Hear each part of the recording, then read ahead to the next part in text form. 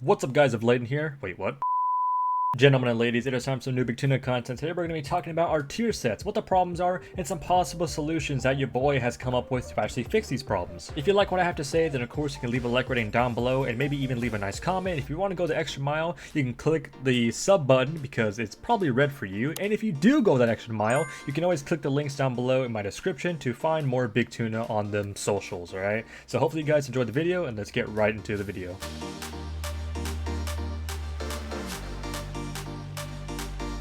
So if you don't know, which you probably should know, our tier sets are being nerfed by 50% in PvP combat coming 10.1. This is a big concern because our tier sets in 10.1 are very underwhelming. Tier sets as of recent expansions have gotten a lot of negativity. Why? Because, well, there's a lot to be negative about. Blizzard's mind of having inclusion between PvP and PvE has kind of led to some awkward moments in, in whatever version of the game you're playing, be it PvP or PvE, especially with us PvPers. Having tier sets revolved around PvE, be it stats or the actual effects themselves, again, makes it awkward, alright? Blizzard's whole dream and ideals of having inclusion between PvPers and PvEers, whoever want to play, the respective, game modes, and maybe they want to dabble in the other version of the game, they're free to do so because there's a lot of inclusion with with how WoW is currently, with tier sets and just gear in general, and that's fine. But the problem with that is when you're sacrificing missing performance with the addition of inclusion, that's where you get problems, and that's where those tier sets are really showing that example. Again, our tier sets in 10.1 are not that amazing. Now, in season 1 of Dragonflight, they had a vision. They had an idea for tier sets. They wanted to make our tier sets not as impactful, not super impactful. Why? Well, because guess what? 10.1, or sorry, Dragonflight is a pretty big expansion. All right, coming from Shadowlands to Dragonflight, it feels amazing and fresh. And one of those new things was, again, our talent trees. Obviously, we've had talent trees in the past, but nothing quite like this. Right, a bit different, obviously. So they wanted to make our tier sets a lot less impactful than what we're normally used to having our tier sets being the main kind of core of our class. No, they were kind of simple, they were kind of basic, especially for Enhancement Shaman. Our 2 set giving us a little bit of extra damage increase on our Maelstrom spells, and of course our 4 set giving us haste whenever we spend that Maelstrom weapon. It's pretty simple, it's pretty basic. They wanted our talent trees to shine. That's what they wanted. But in 10.1, they said themselves that they wanted more impact. All right, we've gotten comfortable with our talent trees. We know what builds to run. We're comfortable with the whole talent point system. We're okay with it. Now it's time to step it up a notch. We're time to increase the tier set efficiency. So it's kind of weird them saying that literally on paper and then going back and just nerfing our tier sets by 50%. It's kind of strange. They did a good job with having inclusion between PvPers and PvEers, because again, you have people who play PvP, people who play PvE, and then you have people who do both. I have friends who both PvP and PvE, alright, they're great, they're amazing. But when you have something like tier sets, trying to do the same thing with tier sets, where instead of just it being gear, no, it's an actual fundamental of how the class functions, you're going to get a lot of awkward spots. Because here's the thing, again, no matter how much you try to include PvPers and PvEers, they're both different. They're both different versions of the game. They both require different talent setups. They both require different stat prios. They require different ways of playing the game. So when you try to, really push that inclusion aspect of what WoW is becoming nowadays in the form of tier sets, you get issues. All right, and people, again, they do not like our tier sets currently. They do not like our tier sets. Why? Because again, pretty standard reason. Stats are revolved around PvE, especially for us PvPers. These pieces ain't got no versatility on them, right? Not a single lick of versatility. Okay, a little bit right there, but like not a whole lot of versatility. Okay, it's mainly just all secondary stats. Again, PvE stats. Not only are the stats PvE oriented, which is pretty normal for tier sets, no, but the actual effects, the actual bonuses themselves are PvE oriented.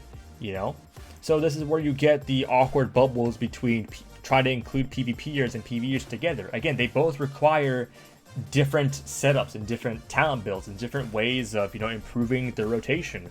All right, and tier sets have to be very direct with what you want. All right, again, nobody casts Chain Lightning. I don't think anybody's casted Chain Lightning in PvP as an Enhancement Shaman since bloody TBC. All right, it's not a thing. So it's weird. So it's like you could already tell that like there was no way this was a PvP or an actual PvP dev who probably has a good bit of rating, has been in the game for a long time, actually sat there and thought, hey, this is going to be good for Enhancement Shaman PvPers. Not at all. And now that you're nerfing it by 50%, it's like, do you even care about what PvP has become anymore? Again, the whole meme of, PvP is a minigame is starting to come to fruition, which is very scary. So what can you do to actually, give a bit of solutions to this? Well, it would be, again, make different tier sets for PvP and PvE. That's like the most standard solution, all right? You hear everybody talk about it. Just separate tier sets for PvP and PvE. It's that simple. All right, make sure PvP tier sets have versatility, and that PvE tier sets have whatever the hell stats that PvEers use. It's that simple. All right, versatility, it's a pretty good stat because PvPers need that stat. Not only are you changing the stats, you could also change the actual bonus, the actual tier set bonus. All right, because again, tier sets are directional. They're very linear to the version of the game that you're playing. So for PvE, it has to be PvE oriented, cleave and all the other stuff that PvEers love. And of course with PvPers, it has to be very directional as well, of including burst and and sustain. It's like, again, they're both different versions of the game and they require different tier sets. What else can you really do? Well, in terms of stats, again, another solution that gets tossed around all the time is make stats missives. When you're crafting tier sets, especially when it was in Shadowlands, you got RNG stats. You can get haste, you can get crit, you can get crit mastery. You got RNG stats. Or when you were doing it in Shadowlands at the Catalyst, all right? It was horrible, all right? It sucked.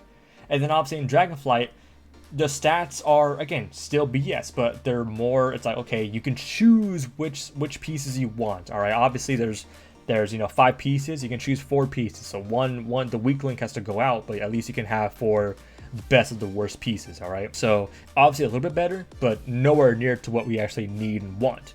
So again, make the stats choosable. Whenever you craft your tier sets, choose the stats you want. Choose versatility, choose mastery, choose haste, whatever 2 stats you want, choose them, and then after that, either put missives on the auction house to actually change those stats, or put in a new currency, whatever, so you can actually reforge those stats to whatever stats you want next. If you want to go more mastery, haste, whatever you want, make your stats actual choosable. One thing I always thought that was weird when it came to tier sets is that you have 5 pieces. When every tier set bonus has 1 extra piece. For some reason, it's like, again, you don't need all 5 pieces. You only need the 4 piece, and that's it. You don't need the Knuckles of Cinderwolf. Like, you don't need them. You already had the force hit. So what could you do to have the 5 set? I thought that, if you were to run 5 set, if you run 2 set, you get your 2 set, you run your 4 set, you get your 4 set. But if you actually were to run 5 pieces, you could actually get percent versatility and maybe even a new honor talent. That's a topic that gets thrown around constantly, is honor talents. Again, honor talents have always been a big thing. Honor talents, has always, again, been a pretty big spice of life when it came to PvP. Honor talents are great. Now the problem with honor talents is that you have a lot of good options. You have some pretty, also pretty decent options, which are, again, excel in their own respective rights. And then you have just some goofy ass, like, random talents that are just used for fun. All right, usually everybody has about 3 talents, probably even 4 talents, honor talents, that are pretty mandatory and are just insanely good. That, like, it's really hard to pick one over the other. All right, and some honor talents, are just kind of whatever. All right, and one of the big problems is that, again, you can't pick everything. You can't pick all the good stuff, which sucks. It wouldn't be as bad if you didn't have a lot of honor talents, but I mean, look at me. 1, 2, 3, 4, 5, 6, 7, 8, 9, 10, 11, 12. I have 12 honor talents. Some classes literally have more than 12 honor talents. All right, it's pretty nuts. So when you are locked into 3 honor talents out of the 12 honor talents you have, it's like, that's a pretty tall order. Like, you got to go through a lot of talents, and again, 3 out of 12, it's sometimes not even enough. So again, in PvP BFA, you had the option of choosing another honor talent. And now it's through your Conflict of Strife, through your Heart of Azeroth, you can pick another honor talent. So that was pretty great. Now, Blizzard did say, later down in Shadowlands that, they didn't want to overload you with honor talents, keybinds, all that stuff. They didn't want to overload you with honor talents. And I don't know if that's still the case today. If it's not, great. But again, if it's a possibility, yeah, make the 5 set give you give you, you know, percent versatility and make you able to choose another honor talent. But yeah, that's kind of my own viewpoints on the tier sets. Again, it's a lot more negative than positive, and that's kind of the same feelings everybody's having for tier sets at 10.1. So that's like one of the big concerns for 10.1 is just how our tier sets are going to fare.